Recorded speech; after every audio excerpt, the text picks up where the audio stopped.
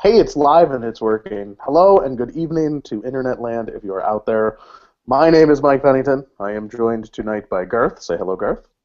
Hi, my name is Garth Holman. Nice to see you. And Travis. My name is Travis Armstrong. Good evening. And, oh, sorry, I stepped over you, Travis. All we are teachers in Ohio. I'm a former teacher of Chardon Local Schools. I'm going to be at Independence Local Schools now as a tech director. Garth is a 7th grade world history teacher at Beechwood Middle School, and Travis is a 7th grade world history teacher at working. Hello and good evening to Dublin City Schools, and that's feedback from my name is computer, if I had to guess. Garth, our teachers for tomorrow. Not me. I'm waiting for that. That's my fault. That's how we do this. Let's fix it. We are teachersfortomorrow.net. If you've never been to teachersfortomorrow.net, I was a website that Garth and I started, was about 8 years ago, or a blog we started about 8 years ago. Yep. Kind of keeping history of our interactions. So we taught about 30 miles apart. We started to connect our kids every day using video conferencing, some very early Google Docs work, and some other pieces of technology. And the real goal was student-owned learning, and to let our students use technology to really change what our classroom environment was like. I left the classroom 17 months ago, and Travis has stepped up, and his kids now are working with Garth's students, so it's more like 130 miles apart instead of 30. And several years ago, Garth and I had the brilliant idea to embarrass ourselves live on the internet once a week, and we've decided to rehash this idea and just have some good informal conversations about what's going on around technology and teaching and learning, at least from our perspective and from what we see happening in Ohio. So if we have viewers, hi. No one knows we're here, so you probably just mistyped something in Google, but stick around. It'll be fun. Well, I did want to point out we did bring Travis on to embarrass him live on the internet, so we've branched out a little bit. It's true. He needs a larger digital footprint to land right in his mouth. Mouth. Get it?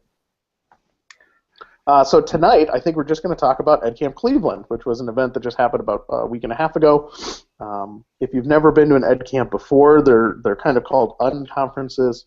It's this idea that a group of attendants show up in the morning, use a Google spreadsheet to build the rooms that you want to, or the conversations you want to have. There's no direct instruction. It's all about sitting around and having conversations with people. And then usually we feed you and give you free stuff at the end. And this is the second year that I've been involved with EdCamp Cleveland. I don't know, how many, was this the first year you've been to one, Garth?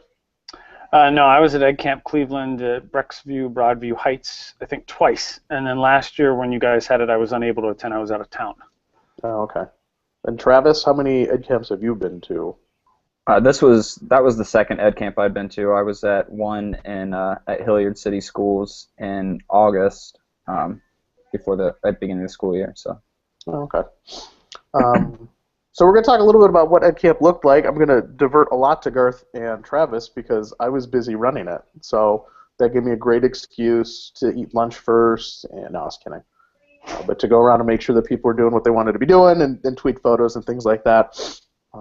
So let's start, I guess the best way to start this is with a general overview of your EdCamp experience.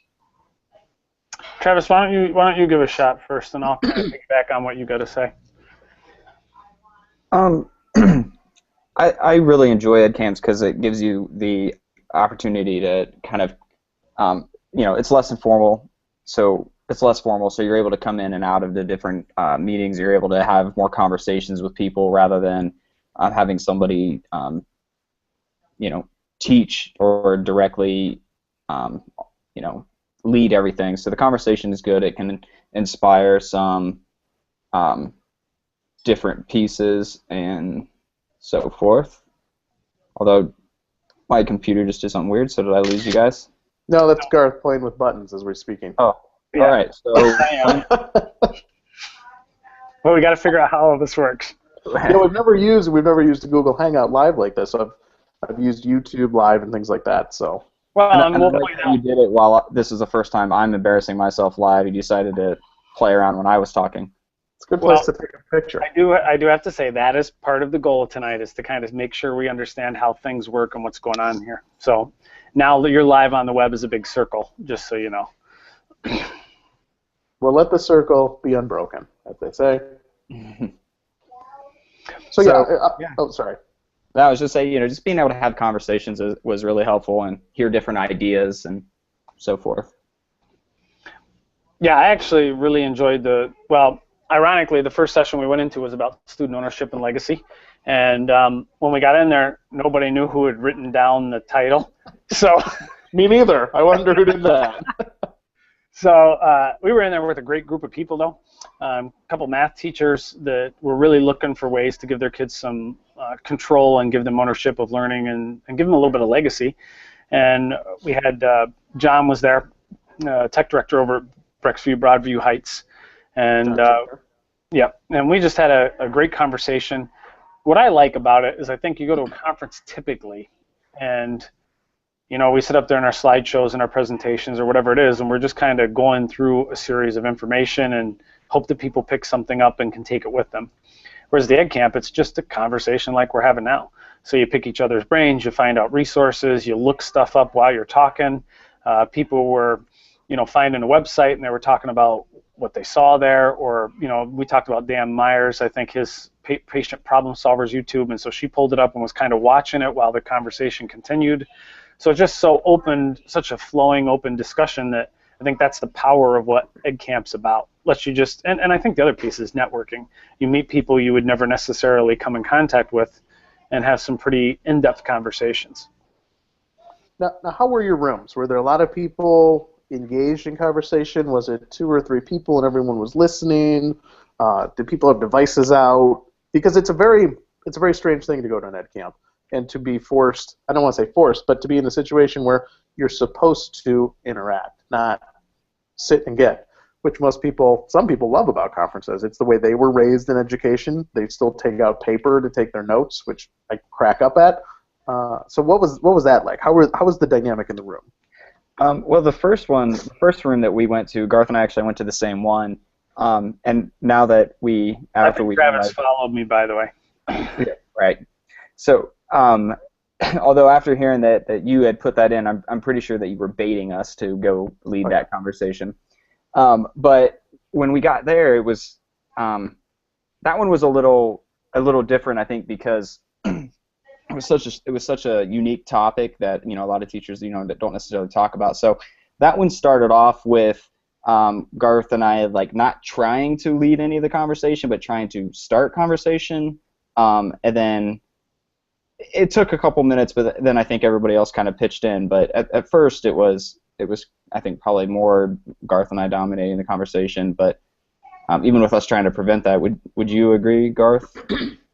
Well, I think what happened, there were 9 people or 8 or 9 people in that one, and when we walked in, there was really no one. They were like, well, who wrote this up? Who's going to lead the discussion? And a couple people pointed to me, and so we raised a couple questions, but I think it actually started with, as soon as we raised, well, what are we here for? What's legacy? What do we want to talk about? There were just a series of questions, and so they were kind of directed towards, I would say, Travis and I, about how's this work? How do you do this? What is this? So I think at the beginning you're probably right.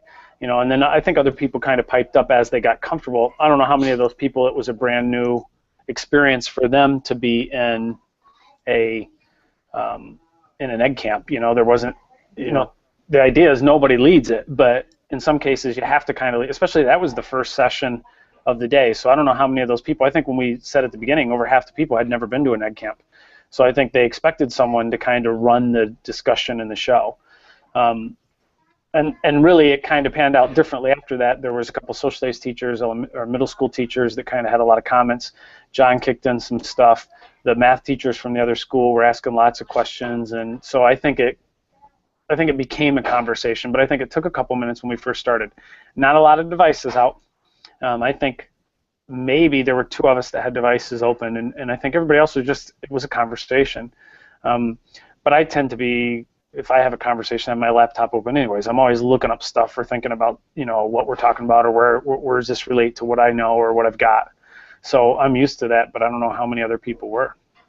Yeah, and the other strange thing that I think happens at EdCamps often, because they're done regionally, EdCamp Columbus, EdCamp Cleveland, EdCamp Philly, I think those big names that are kind of known regionally for a specific thing, like Student Legacy, or if someone's doing iBook Authors or a specific tool, I think if those people are in the room and they have a following, if people read and keep up with them on Twitter, I think it kind of forces them to be the center of the room. But again, the real positive over a regular conference is it's not you sitting in the audience gawking again at someone who has done this well. You actually have that ability to talk with them. Someone Facebooked out something about EdCamp Cleveland, and a local author saw the Facebook post and actually showed up and sat in a room and met a couple people who had just read his book. And yeah, I believe it was a direct tweet, and I think he responded to it.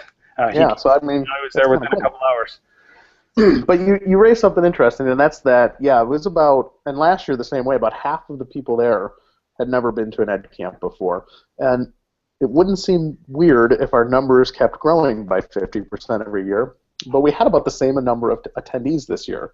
So what is it about EdCamp, two-part question, that attracts new people but doesn't bring most people back? I think what attracts new people is the idea of the idea of what EdCamp is, and having a conversation rather than it being more of a presentation type of styled conference. And then I think the same thing that happens with us in our classrooms with our students when we're trying to change the way that they learn and trying to change the way that information is given to them. You've always got the students who are reluctant, and they're reluctant a lot of times because they are it's so different to the way that they have learned, and I think that probably has a little bit to do with it. It's like the first time they come because they're really excited about this new idea, and then it's like, well, it was great, it was a good idea, it worked really well, but I might go back, or I might revert back to what I know more commonly and so forth. So that might have a little bit to do with it. I don't know. That's the 2 cents that I would throw in. What do you think, Garth? Well, I'm gonna make maybe the simple thing that needs to be put into perspective. It's on a Saturday. Yeah, it's true. It's a weekend. And I mean, so I gave up the weekend this year. I went. Next year my daughter has a soccer game, can't go. I think there's just a lot of problems with the Saturday. You're going to get people who can come and go, and then I think there are your hardcore people who are really into tech and into this kind of stuff. So for them, we had, at least there was one person I know that drove 2.5, 3 hours to come to EdCamp Cleveland. So I mean, there were some hardcore people that come pretty long ways to be a part of that experience. But I also think, for a lot of teachers, I think it's intimidating. Sure. Especially if you're not confident in your abilities with tech and what's going on, then that's a kind of a scary situation not to have somebody telling you. It's kind of, you're in a conversation, and I think probably for some people that's fearful. And my advice to you would be, don't worry about it. Just come in and try it and see what happens, because everybody's learning there, whether they're pretty advanced or not so advanced. Yeah, I think we spend a lot of time, especially when we see teachers, or when I see teachers in my profession that are doing really cool things, and they're very intimidated at the idea when I suggest going to a conference, or why aren't you presenting this, or go do something local. And we were the same way when we first started. We didn't really want to toot our own horn and kind of talk about what we were doing, and it took a lot of encouragement from others. But yeah, to sit in a room and to say, well, I did this, and it was pretty awesome. And sure, it took 3 days, but it's 3 days more than someone else might have done. And how do we connect and build on those things? The other thing I always worry about with EdCamp is that people walk away feeling that they didn't get enough from it. And I say that because it is so different than a conference. When you go to a conference and you sit in 5, 10, 15 sessions for the day, and you just have this exhausted feeling, I think, by the end, whether it's because you were listening to people try to get 5 hours of information into an hour-long presentation, or just because you're overwhelmed by hearing about so many things, that to go to an EdCamp and have one really good hour-long conversation, I always fear that people are feeling like empty, and they're like, well, I don't want to give up that Saturday next year. All I did was talk for an hour. Like, they don't see the value just in that. Well, I think that's probably true too. Although I look at the Twitter feed and what's been going on with Twitter, there's a lot of people still tweeting EdCamp Cleveland. I'm looking at it on my computer right now, and there's people in the last 2 or 3 days that have been tweeting some things out, and A lot of people sharing, like there's a sharing of an Alan November article about why kids pick certain teachers over the other. So there's a variety of things. It seems people keep going. And a lot of people, it seemed to take away Zaption. There was a lot of comments about that. That was that last session of the day. So, I think you get what you get what you put into it, like anything else. If you go in and you listen to what's being said and you think about the software that's coming up and people are talking about, you can take it away and use it as you see fit. But like you said, there's nobody. It's not a tutorial. It's not. And I think some people want the tutorial. They want you to walk them through step by step. How do I do this? What do I do with it? Where's the lesson plan? Right. What'd you do on Tuesday? What'd you do on Tuesday? Yeah. Yeah. In fact, with that one, I put in at the beginning, with all when you put in what you could talk about, I put in the thing for Zaption, and when I walked into that room, before I walked in the room, I was really fearful. I was like, well, I'm afraid that this is going to turn into like a presentation with me like dictating and with that, and I get there and that's the first thing I said when I sat down. I said, guy, I put in for this. I said, but here, I said, how do you guys want this to? How do you want this to go? Do you want to have a conversation about like, what part videos can play in the classroom and how you can best utilize them, how they can be formative assessments? I said, or do you just want me to show you how to use it and then and what it is, and then we have the conversation? And hands down, everybody in the room, and there were probably 10, 15 people in the room, every one of them said, we want you to show us first. And I'm like, well, this kind of defies the purpose of EdCamp, but sure. At the same time, anything with teaching is what's your audience want, what's the formative assessment, and then going from there. So we did it that way, and then we did have a good conversation, but it started off that way. It is funny. Teachers have a very traditional look to how we use things in the classroom. A video is maybe extension, but mostly time killer. Like, I don't have to talk now. Here's 20 minutes to watch this. I really doubt any teachers using video in a very engaging way. So coming into a room for something like Zaption, I can see where they want to be like, well, what does it do? Like, what do I have to do to make it work? How is it really going to change things? When you start to say assessment, they get really interested because who doesn't love more assessment? And it's funny, when I do Zaption or Pear Deck or one of those, usually the first question is, like, how do I get back to my data? I want to look at this later. I'm like, no, you don't. It's a 10-minute movie. Right. Check it in class and keep going. It's about small group work. It's about how are we breaking our kids up in the class time we have, not how are we rating our kids on a 9-month scale. And I think that's a conversation that probably didn't happen at EdCamp. I don't think there was a room that was rethinking or redefining or defining correctly assessment. Well, there was a room that dealt with that, and it was. There's a lot on Twitter. There's some feeds you can follow too about grading and getting rid of grades, throwing out grades. There was a discussion on that. No, I didn't go to it, but that was the last session of the day, I believe, too. Somebody was running one on basically getting rid of all grades, and maybe there's some truth to that and some things that need to be addressed. But overall, I think the EdCamp experience for those people that come back and take a look at this. It was powerful to watch people.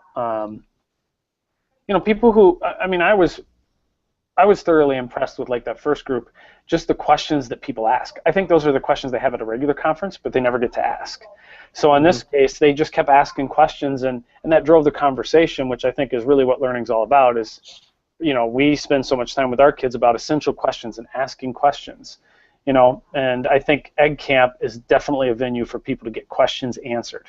And then at lunch, the conversations at lunch were all about tech and how they were integrating. And I shouldn't say tech, some of them were about classroom management, but everything was, how do you do this? How do you do it better than I'm doing it currently? And I think that's ultimately what we want out of any conference, whether it be an EdCamp or it be a traditional conference. Yeah, I was also surprised at the amount of social media this year.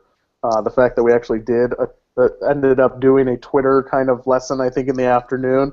And like you were saying earlier, Garth, there was a ton of social media traffic, which last year we definitely didn't get. And if you go to a lot of conferences of 2,000 people, like OETC, there's the same, 15 people that are on Twitter and having a conversation with each other. And that's really the huge part of it. And I think that that's big, and we work to kind of do that I will hashtag and to get people to show, for lack of a horribly cliched term, actionable steps. I hate educational jargon, but to actually share with people things that are going to happen in their classroom. And there were a lot of people that, tons of people got rid of their classroom desks, which I think is awesome. I did it 5 years ago, but and some of those other cool things like that. Those are cool pictures on Twitter, and that's something we need to look at, like this software, as we kind of transition a little bit. As we look at the software, we need to figure out a little bit about pulling some of those things up, because some of the images of them dragging their desks out of their classroom that were tweeted out, that's powerful. Those are powerful images, and there was a lot on Twitter. Like, I kept that tab open on my tweet deck well, it's still there, but I did move it to the right now because there's less and less happening on it 2 weeks removed. But for the first couple of days, it was the second column over, and I just kept watching people talking about what they were doing and what they saw and moving their desks out, and curriculum administrators at districts tweeting out things that were happening in their building. So it did have an impact on the people that were in those rooms. And in some ways, I think maybe more than a conference does, if you look at those tweets. And you're absolutely right. You take EdTech, there was nobody basically tweeting there. There were more people tweeting at EdCamp Cleveland with 100 people than there were at EdTech with 3 to 4. I think there was 3,000 to 4,000 there. And that's a straight up tech conference. Yeah. And I really doubt there was like a whole bunch of G+ action going on. I don't want to just sound Twitter centric, but G+ is on its way out anyway. So yeah. So EdCamp. What? Sorry. Hey, did you notice we're on G+ now? Just so you know. I know. I love you, Google. You're on all my Apple products. And actually, did you see the new Google Stick that they came out with? Which there was just a company a couple weeks ago that is selling for a subscription a flash drive, basically a thumb drive that you could do that to your computer, turn them into Chrome machines, but there's a subscription price. And then Google's like, nope, free. So that'll be interesting to see. Next time, I think we should just talk about the evolution of Google with everything going on. But I divert. So yeah, EdCamp, it was pretty great. I think it was pretty awesome. It was cool being involved with it for these last 2 years.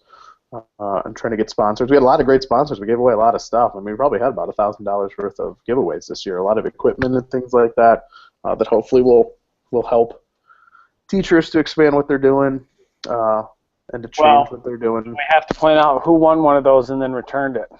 Mr. Travis Armstrong was like, no, I don't need the $5 million. No, what was it that you won? I forget. Was it document camera? Yeah.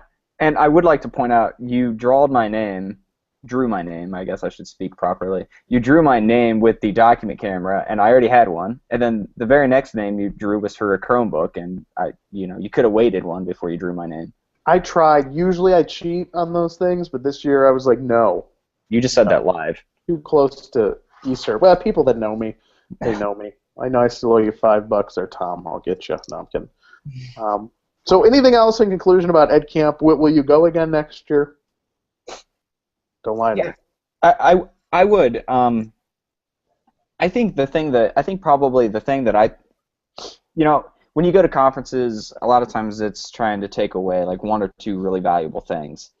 If you can do more than that, awesome. But and I guess it kind of depends on who you are and your level with all the different things and so forth. But like. One thing that I really liked, I went to a session that we talked about students taking risks, and everybody like pitching in their ideas about what it was and so forth. And I think like there was a high school science teacher who was talking about the whole risk taking thing, and I actually talked with my students about it the other day, and he was saying when you're learning to walk and you're learning to ride a bike, every time you fall down, the parents like applaud you and like give you all this positive reinforcement, like, hey, you just fell on your face, but hey, good job, right? So you get up and try again, and that's what kind of feeds the whole try again, keep learning.